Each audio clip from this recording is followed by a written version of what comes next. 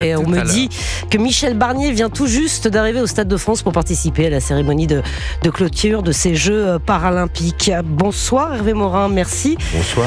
D'être là dans ce studio, président des centristes de la région Normandie, ancien ministre de la Défense. Hervé Morin, merci d'être là. Les Paralympiques, juste un mot peut-être. On disait tout à l'heure avec Nathan Devers, avec Georges Fenech, que ça avait redonné du baume au cœur aux Français, que ça avait permis à la France de rayonner à l'international, exactement. Ah oui, c'était un très beau moment, magnifique moment. J'ai juste un sujet que je trouve qui n'est pas abordé quand on évoque les Jeux Olympiques. En effet, c'est un moment où, globalement, on sent bien que nos compatriotes ont plutôt envie d'avoir de l'enthousiasme, du bonheur, un destin collectif, etc.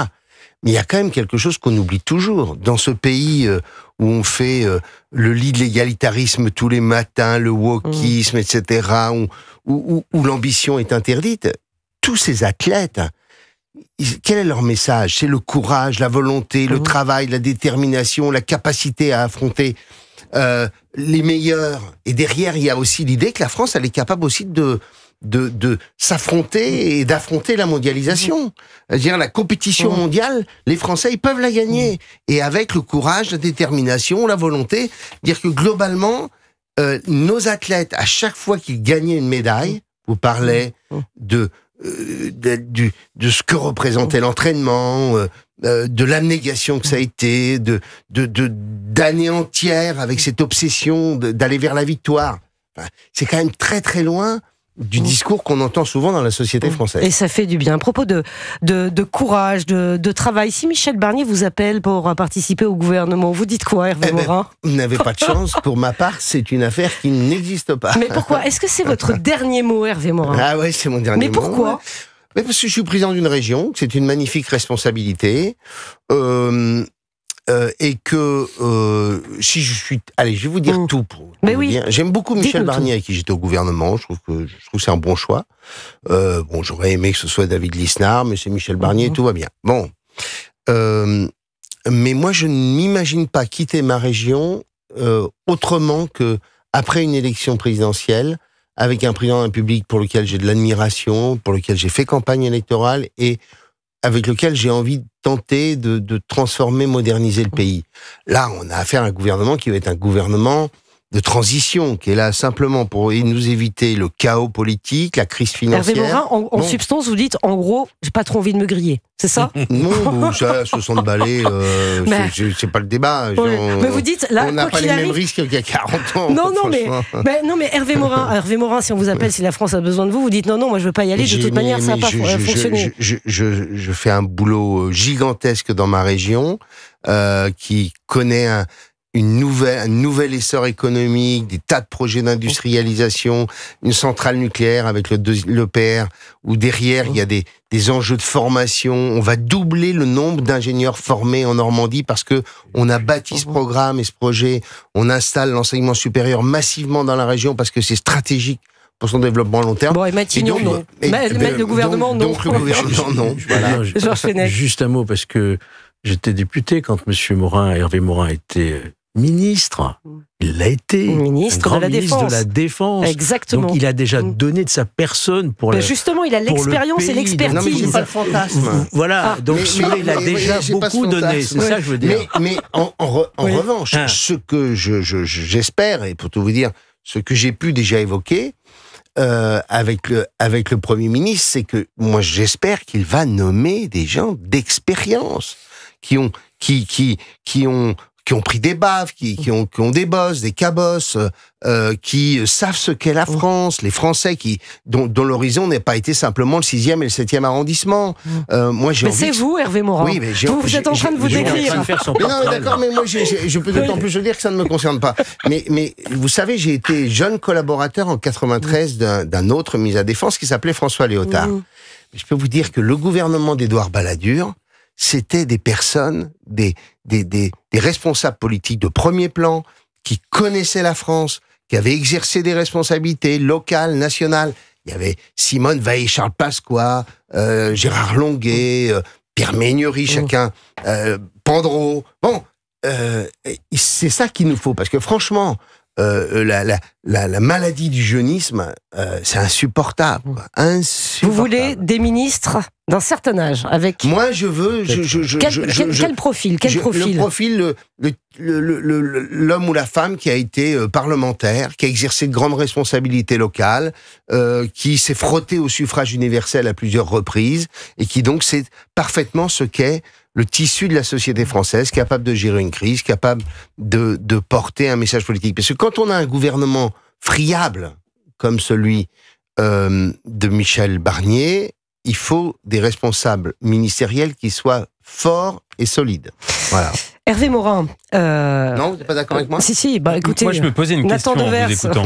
C'est-à-dire. Je vais faire le boulot, si vous voulez. Non, Nathan Devers. Une petite question que je me posais, c'était. J'entends tout à fait vos explications sur la conjoncture, sur le gouvernement friable, fragile, de transition, etc.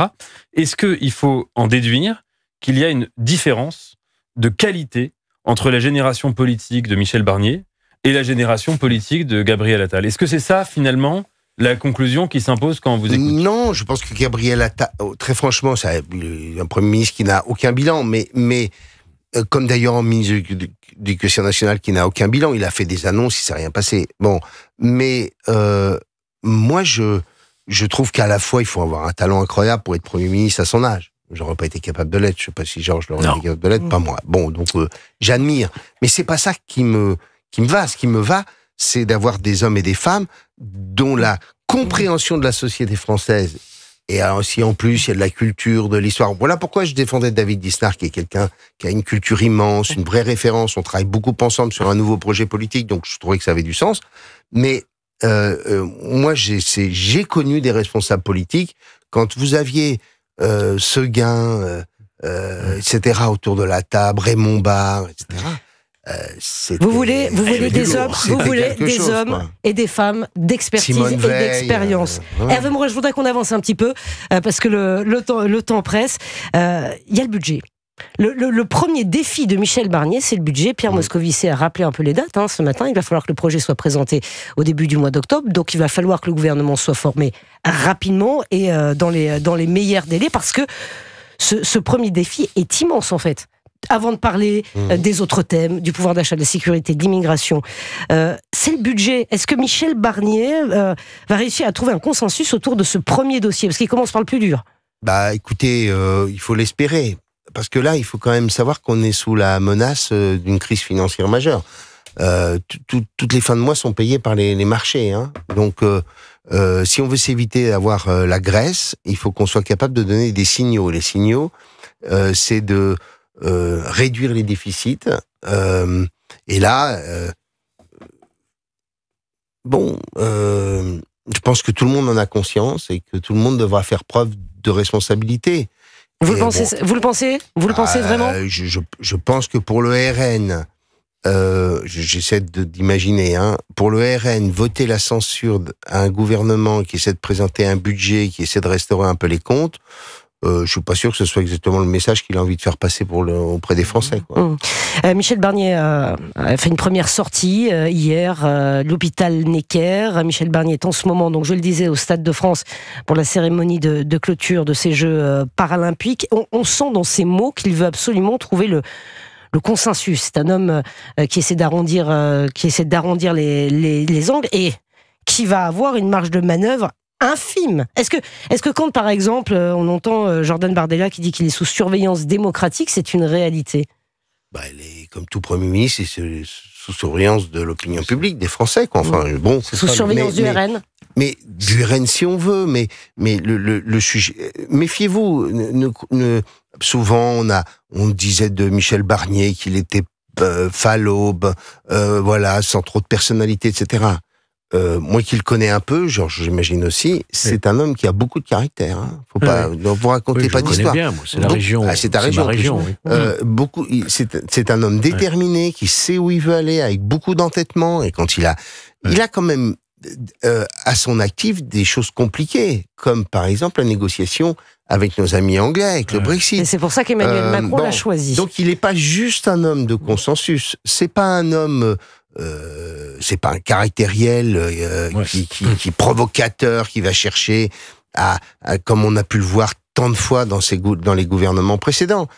Mais donc il recherche le consensus parce qu'il a été élu local, parce qu'il sait que quand on est président de département, on essaie de gérer son département avec l'idée d'avancer tous ensemble. Bon, et que la Commission européenne, c'est aussi un exercice de consensus. Mais c'est pas un mou, hein. Non, on n'a pas dit que c'était un mou. Dans le JDD, sondage IFOP pour le JDD, 74% des Français estiment que Michel Barnier sera rapidement censuré à l'Assemblée nationale.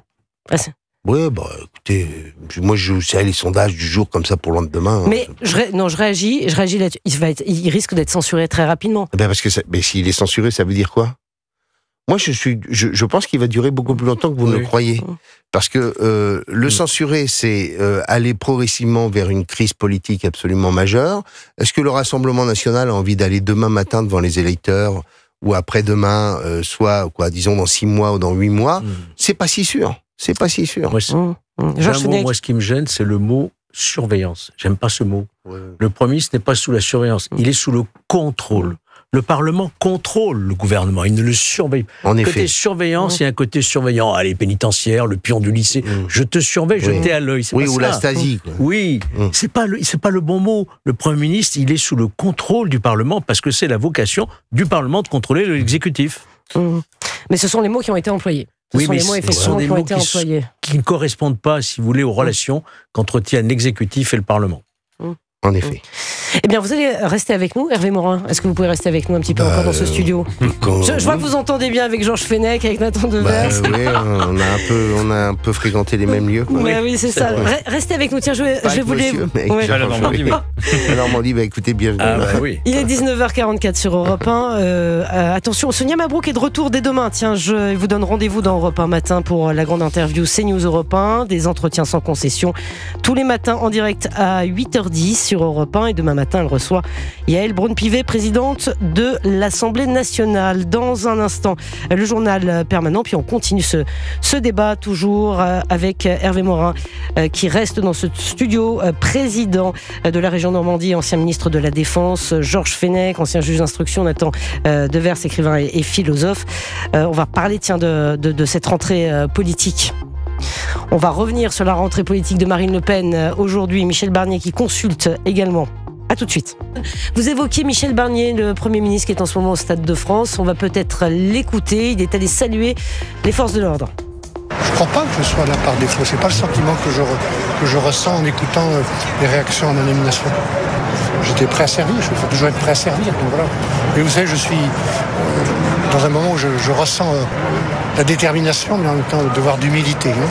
Devoir d'humilité. J'étais prêt à servir. Nathan Devers. Oui, mais le problème, c'est que on est dans une situation où, si on revient aux élections législatives, on en reparlera jusqu'à juin prochain au moins, il n'y a pas de message clair concernant un mandat que les Français donneraient à une force politique pour diriger le pays, gouverner le pays, faire des réformes, etc., etc. À partir de là, Michel Barnier, moi, ce que j'ai retenu de lui, c'est notamment quand il est arrivé à Matignon, la première phrase qu'il a dite, en improvisant, parce qu'il ne lisait pas un papier, il réagissait aux propos de Gabriel Attal, c'est qu'il n'était pas sectaire. Et qu'il entendait mener une politique consistant à chercher les bonnes idées où qu'elles fussent. Et il me semblait que ça va dans la bonne direction. Ensuite, là où il y a une forme d'inquiétude, mais qui ne relève pas de la personne de Michel Barnier, mais d'une situation, c'est que le seul message un peu clair qu'on peut tirer des élections législatives, c'est que les Français ne veulent pas du RN. Ils l'ont dit mieux que les sondages. Les sondages imaginaient M. Bardella à Matignon. Et à 18h, 19h, quand on a commencé à comprendre que le Front républicain avait tellement bien marché que le RN n'avait non seulement pas de majorité absolue, mais même pas de majorité relative et rien du tout, et bien, c'était la surprise générale. Ça, c'était un message clair. Et si, en effet, il y a aujourd'hui un gouvernement, ou aujourd'hui et demain, un gouvernement dont le centre de gravité est en fait le Rassemblement national, et bien évidemment que ça va à l'encontre de la volonté politique d'une partie importante du corps électoral et majoritaire en l'occurrence du corps électoral. Mais ça, c'est pas contre Michel Barnier que je le dis, c'est contre le choix de mettre quelqu'un qui a été approuvé. Alors c'est très intéressant ce que vous dites. Je vais vous passer la parole, Georges Fenech, si vous le permettez. On recevra tout à l'heure Jules Torres, qui signe un papier, une exclusivité dans le JDD ce matin, et très intéressant, qui raconte les coulisses effectivement du deal secret qui a été passé entre Emmanuel Macron et Marine Le Pen pour la nomination de Michel Barnier à Matignon. C'est-à-dire que Marine Le Pen a fait un blocus total sur Xavier Bertrand. Elle a dit non, il en est hors de question, on n'arrivera jamais à s'entendre. Michel Barnier, pourquoi pas, ça va le faire, il sera sous surveillance. Georges Fenech. Encore sous surveillance. Bon, écoutez, moi ce que je constate, c'est ce qui me paraît le plus important, c'est que Michel Barnier a les encouragements et le soutien d'Hervé Morin, d'Édouard Philippe, de Laurent Wauquiez et de Bayrou et Attal. Comment François Bayrou préférait Bernard Cazeneuve. Non, mais il a le soutien je dirais, de tous les chefs des partis qui composent ce qu'on appelle le bloc central. Qu'est-ce qu'ils attendent ? Moi, c'est ce que je pense, si je suis de ce bloc-là, je pourrais espérer, pour créer une sorte d'intergroupe, pour constituer ce front du bloc central et permettre, effectivement, une discussion tout en gardant chacun sa personnalité. Il ne s'agit pas de refaire le en même temps. Il s'agit de pouvoir travailler dans cette période extrêmement difficile pour le Premier ministre, qui n'a pas à sa main, effectivement, une majorité comme dans une cohabitation classique, mais lui permettre d'avoir un dialogue parlementaire qui lui permette de faire passer les textes les plus importants, en attendant que plus tard, il y aura d'autres échéances. Mais c'est une proposition, vous qui êtes président centriste de la région Normandie, Hervé Morin, est-ce que la proposition, l'idée de Georges Fenech est une idée qui est applicable ? Il y aura nécessairement un dialogue. Je voulais juste réagir. Il y a quand même globalement dans le pays un certain nombre de messages qui ont été passés durant ces élections législatives. Alors en effet, c'est pas aussi clair que ça aurait pu l'être, mais le premier, c'est que le pays n'a jamais été aussi à droite. Quand même, pas se raconter d'histoire. Bon, le deuxième, c'est que il y a des sujets qui font totalement consensus, tant à droite qu'à gauche. L'ordre, la sécurité, la lutte contre l'immigration irrégulière, tous ces sujets-là, il y a, vous y retrouvez 75 à 80% des Français. Et d'ailleurs, on peut même imaginer que dans un contexte comme celui-ci, que Michel Barnier puisse proposer au président de la République, par exemple, 1 ou 2 référendums sur des sujets sur lesquels, comme sur l'immigration, qui pourraient permettre aux Français de s'exprimer sur un sujet et de lever les blocages qui sont à la fois judiciaires, ou tout du moins juridiques et juridictionnels sur un certain nombre de sujets, ou ceux de l'extrême gauche qui s'opposent à cela. Donc, il y a quand même eu des messages. Et puis, il y a quand même un RN qui a fait, 11 millions de voix. Il ne faut pas l'oublier quand même. Bien sûr. 11 millions de voix. Nathan Devers. Sur la question des référendums, je suis tout à fait d'accord avec vous. Il me semble d'ailleurs que la mission principale demain du Premier ministre actuel et peut-être des autres plus tard, ça va être de remonter le niveau du débat démocratique, du débat public, qui était tombé vraiment extrêmement bas sur les dernières années et surtout les derniers mois. Et il est vrai que le référendum a une vertu, c'est que ça permet de voter pour des idées, pas tellement pour des gens. On vote sur des visions des choses et la campagne se fait avec obligatoirement une forme d'affrontement idéologique et pas d'affrontement de courtisans d'un côté ou de l'autre. Moi, ce que je note aussi quand même, c'est que Michel Barnier est dans une volonté d'ouverture. Je l'ai entendu dire qu'il n'excluait pas d'avoir des gens de gauche et d'avoir un autre modèle de fiscalité, d'avoir plus de justice sociale, de taxer un peu plus certains types de personnes. Ça pourrait parler à gauche. La situation que je dénonçais, où le RN se retrouve à être centre de gravité, je n'accuse pas Emmanuel Macron, je n'accuse pas Michel Barnier, je n'accuse même pas Marine Le Pen. J'accuse essentiellement les gens du NFP qui, en faisant une pétition de principe de dire « Nous ne voulons pas rentrer dans cette affaire », alors que Michel Barnier n'a cessé de lancer des signes d'ouverture, et nous voulons rester cramponnés à notre absolutisme absurde de dire à 20h05 au soir du deuxième tour, le programme, rien que le programme, tout le programme, en fait, finalement, font de leurs pires ennemis, à savoir de l'extrême droite, le centre de gravité de la vie politique. Et ça, c'est une contradiction massive. Hervé Morin, sur Europe 1, il est 19h55. Juste un point, c'est qu'en fait, si Bernard Cazeneuve n'est pas Premier ministre, c'est parce que c'est eux qui ne l'ont pas voulu. La logique eût été, dans un modèle comme celui-ci, c'est que tout le champ, grosso modo, des modérés de gauche et de droite soit ensemble, et ne soit ni sous la menace du Rassemblement national au titre d'une censure, ni sous la menace de LFI. Le PS avait enfin trouvé le début d'une résurrection à travers Glucksmann. Et ils ont replongé, pour des raisons électorales, dans la vassalité complète à Mélenchon et ses amis. Mais là, normalement, ça devait être Cazeneuve, le Premier ministre. Vous voyez, et on aurait dû avoir un gouvernement qui allait être Cazeneuve avocat. Voilà ce que ça aurait dû être. Bon, comme d'ailleurs dans la plupart des pays européens aujourd'hui, où vous avez des coalitions gouvernementales allant de la droite à la gauche. Bon, c'est les socialistes eux-mêmes qui ont décidé autrement. Mais en vérité, ils sont toujours dans cette idée que dans un an, ils vont avoir des élections, et que dans un an, ils auront besoin des LFI pour pouvoir gagner les élections. Ils sont tenus. Voilà. Merci beaucoup en tout cas. Merci beaucoup. Hervé Morin, président de la région Normandie, ancien ministre de la Défense, d'avoir été avec nous. Merci beaucoup Georges Fenech, Nathan Devers également. Il est 19h57 sur Europe 1 dans un instant le journal de 20h évidemment. Olivier D'Artigol, chroniqueur politique, va nous rejoindre dans ce studio. Jules Torret, je vous le disais il y a quelques instants, journaliste politique au JDD, a signé un article en exclusivité ce matin. Il va nous raconter les coulisses de l'accord qui a été passé entre Emmanuel Macron et Marine Le Pen et qui a permis la nomination de Michel Barnier. Vous verrez, vous saurez tout. Tout est parti d'un proche du conseiller du président.